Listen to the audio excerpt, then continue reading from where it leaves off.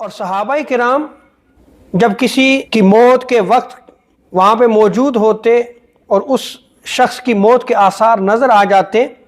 تو وہ اس وقت دعا کیا کرتے تھے۔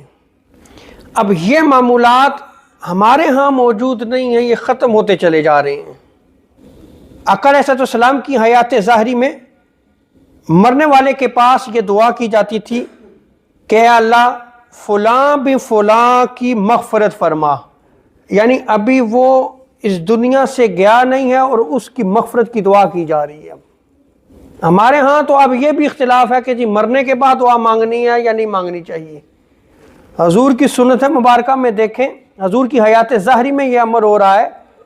کہ اس بندہ مومن کی بخشش و مغفرت کی دعا کی جا رہی ہے جس کی موت کے آثار نظر آ رہے ہیں، اس کی موت کا وقت قریب ہے، تو یہ دعا مانگی جا رہی ہے باری تعالیٰ اس کی بخشش و مغفرت فرما، اور باری تعالیٰ اس کی قبر کو ٹھنڈا فرما، اس کی قبر میں وسعت عطا فرما، اور مرنے کے بعد باری تعالیٰ اسے چین اور سکھ عطا فرما، اور حضور علیہ السلام کا قرب عطا فرما، اور باری تعالیٰ اس کی روح کو نیکوں کی ارواح کے ساتھ بلند فرما، یعنی نیکوں کی سنگت عطا فرما، صالحین کی سنگت عطا فرما۔ اور پھر آقا علیہ السلام پہ درود پاک پڑھا جاتا یہاں تک کہ اس کی روح قبض ہو جاتی۔